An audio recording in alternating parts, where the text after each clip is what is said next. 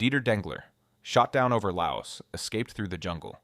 On February 1st, 1966, 27-year-old Navy pilot Dieter Dengler launched from the USS Ranger in an A-1 Skyraider on a classified bombing mission near the Laos border. He never made it back to the carrier. Ground fire tore through his plane over Laos. He crash-landed in dense jungle, survived the impact, and tried to signal rescue aircraft flying above the canopy. A day later, Pathet Lao soldiers found him. They tied his hands and marched him into the forest. Dengler had been born in the Black Forest in Germany during the war. His father was killed on the Eastern Front. The family survived on scraps. When he was a boy, an American bomber flew low over his village. He watched it disappear over the hills and decided right there that he would fly. He immigrated to America at 18. For 5 months, they tortured him. They drove bamboo under his fingernails. They hung him upside down over ant nests. They dragged him behind water buffalo through the jungle. He refused to sign a statement condemning America. Every time, they beat him harder. He was moved to a small prison camp with 6 other prisoners, 2 Americans and 4 Thai civilians. Their feet were locked in wooden blocks every night. They shared 1 handful of rice a day between all of them. They ate rats to survive. Dengler started planning an escape from day 1. He loosened the logs under the hut floor, just enough for a body to squeeze through. He made keys from melted toothpaste tubes to open their leg restraints. He watched the guards. He counted their rifles. He waited. Then the prisoners overheard the guards talking. The drought had dried up food and water. The guards planned to shoot them all and make it look like an escape attempt. There was no more time to wait. They set the date, June 29th, 1966. At 4 p.m., while the guards sat down to eat, the prisoners slipped their restraints. They squeezed through the loosened floor. They seized the guards' rifles. Dengler grabbed an M1 and ran into the jungle with Dwayne Martin, an American Air Force pilot. The others scattered. They had no shoes, no map, no food. They followed rivers and built a raft from branches. When they were too weak to walk, they crawled. Dengler was hallucinating from starvation and malaria. His body was eating itself. He weighed less than 100 pounds. They stumbled into a village. The villagers attacked. A man with a machete swung at Martin. In a single motion, he killed him. Dengler ran. His only companion was gone. He was alone in the jungle, barefoot, starving, and now with no one left.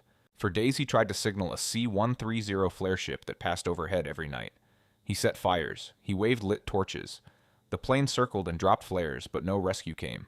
Nobody on the ground was looking for him. He was officially missing. On July 20th, 1966, after 23 days alone in the jungle, Dengler found a parachute from a dropped flare. He spread it on the riverbank. An Air Force pilot flying overhead spotted it. A rescue helicopter landed. He had been a prisoner for 5 months and lost for 23 days. When he reached the hospital, he weighed 98 pounds. He had 2 types of malaria, intestinal worms, fungus, jaundice, and hepatitis. Doctors said if they had found him 1 day later, he would have died. The Navy awarded him the Navy Cross. He never stopped flying. He became a commercial airline pilot and later returned to Laos, where the Pathet Lao welcomed him as a celebrity. He visited the prison camp he had escaped from. He walked the same ground, same jungle, different man. Airey Neave, the first man out of Colditz Castle.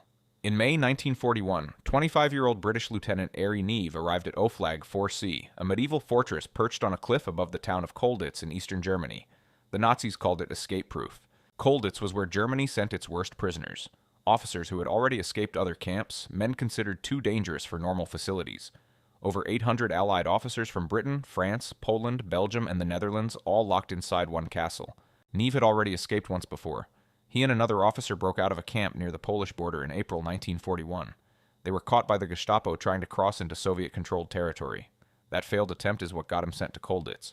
His first escape attempt from Colditz came in August 1941. He dressed as a German NCO using a Polish army tunic and a cap painted with scenery paint. The cardboard belt was painted silver. He did not make it past the courtyard. The searchlights turned his painted uniform bright green. He spent the next 4 months studying the castle. Every door, every guard rotation, every blind spot. The prisoners had an escape committee that coordinated plans between the different nationalities, making sure no one ruined anyone else's attempt. The plan came together in December. A theatrical show was scheduled in the camp theater. Beneath the theater floor was the German guardhouse. Neave and a Dutch officer, Tony Lutine, would break through the floor during the performance and emerge inside the guardhouse below. This time the uniforms had to be perfect. The escape committee dyed Dutch army blankets field gray and tailored them into German officer overcoats. They carved buttons from wood and painted them silver. Identity papers were forged using stamps carved from boot heels and ink made from crushed pencil lead. On the night of January 5th, 1942, while prisoners performed on stage above them, Neave and Lutine crawled through a hole in the theater floor. They dropped into the guardhouse wearing the hand-sewn German officer uniforms and carrying the forged identity papers. They walked straight past two German sentries and out through the front gate. Neither guard stopped them. They crossed the dry moat, walked through a park, climbed the outer wall, and disappeared into the German countryside. It was 5 degrees outside. At 5:45 the next morning, they took a train from a nearby town to Leipzig, dressed in civilian clothes they had hidden under their uniforms. From Leipzig, they traveled south by train through Germany, moving toward the Swiss border over 250 miles away. 3 days after walking out of Colditz, Neave and Lutaine crossed the Swiss border on foot. They arrived half-starved and frozen, but alive. Neave was the first British officer in history to escape from Colditz Castle. He was 25 years old. From Switzerland, he traveled through occupied France, over the Pyrenees into Spain, and reached Gibraltar. By April 1942, he was back in England. The Military Cross was waiting for him. So was MWART-9, British Intelligence's escape division. He spent the rest of the war helping others escape. MI9 ran underground networks across occupied Europe that smuggled downed Allied airmen and escaped prisoners to safety. Those networks helped over 7,000 men get home. Neave helped run them all. After the war, he served at Nuremberg. He was the man who read the indictments to the Nazi leaders on trial. The same officer who had escaped their prison was now standing in front of them, in uniform, reading them their charges. The war was over. He had outlasted it. Witold Pilecki, the man who volunteered for Auschwitz. In September 1940, 39-year-old Polish cavalry officer Witold Pilecki received a mission from the underground resistance. Get inside the new German concentration camp at Auschwitz. No one knew what was happening there. On September 19, 1940, Pilecki walked out of his sister-in-law's apartment during a German street roundup in Warsaw. He could have hidden. He chose not to. He was arrested along with 2,000 civilians and loaded onto a transport. 2 days later, he was inside Auschwitz, prisoner number 4859. The average prisoner survived 42 days in Auschwitz. Pilecki planned to survive long enough to build a resistance network from the inside. He organized a secret group called ZOW, built in small cells so that if one man was caught, the others could continue. He watched the camp transform. When he arrived, it was a brutal labor camp. By 1942, the gas chambers were operational. Transports arrived daily. Pilecki documented everything. The selections, the crematoriums, the medical experiments. He smuggled reports out through released prisoners and civilian workers. His reports were among the first descriptions of the Holocaust to reach the Allied governments. They detailed gas chambers capable of killing 8,000 people per day. London received them. Washington received them. Neither acted. They thought the numbers were exaggerated. By 1943, the Gestapo was hunting ZOW members inside the camp. Several were caught and killed. Pilecki realized his intelligence was too important to lose. The only way to make anyone act was to deliver the information in person. He had to get out. He got transferred to the camp bakery, located outside the main perimeter. On the night of April 26, 1943, Pilecki and 2 fellow prisoners cut the phone and alarm lines. They overpowered a guard, opened the front door with a duplicate key, and ran. Shots were fired behind them.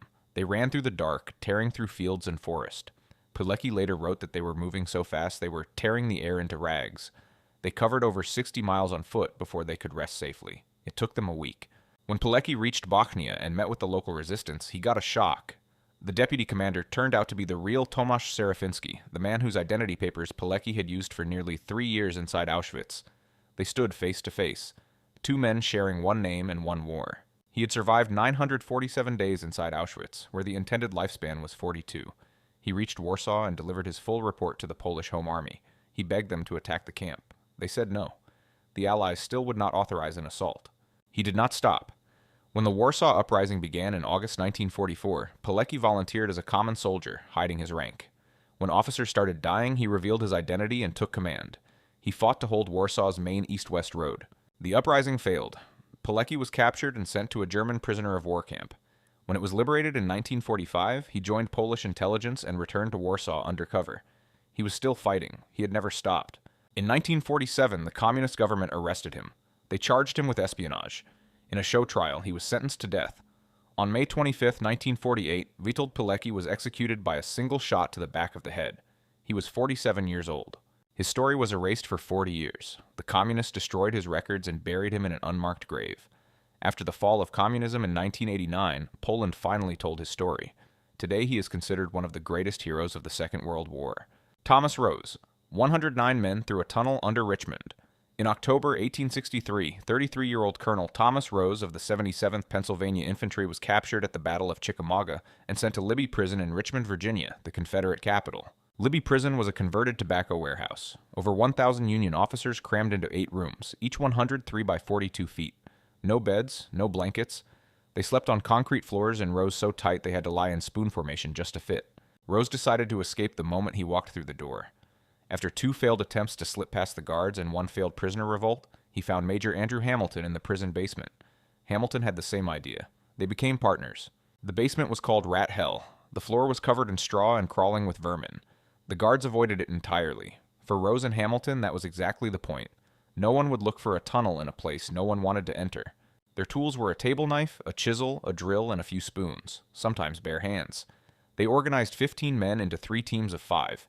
They dug at night, filling an old spittoon with dirt 1 scoop at a time. Progress was measured in half inches. They failed 3 times.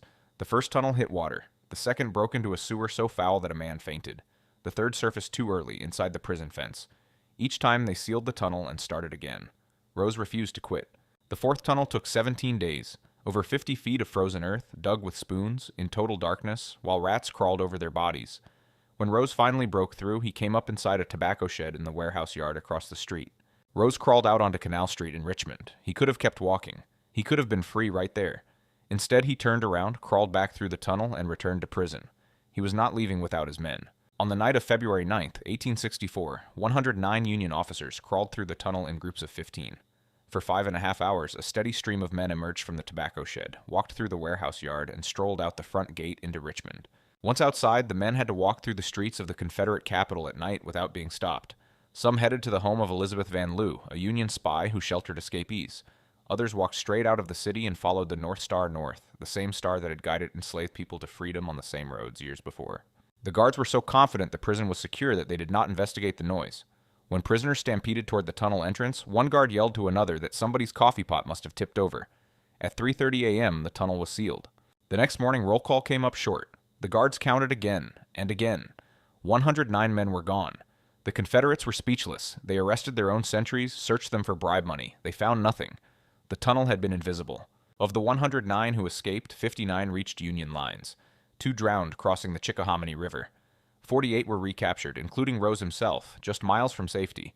He was thrown back into Libby. 2 months later, he was exchanged and returned to his regiment. After the war, the prison was dismantled brick by brick and rebuilt in Chicago as a tourist attraction. The tunnel that set 109 men free had been dug with spoons. Rose never sought attention for it.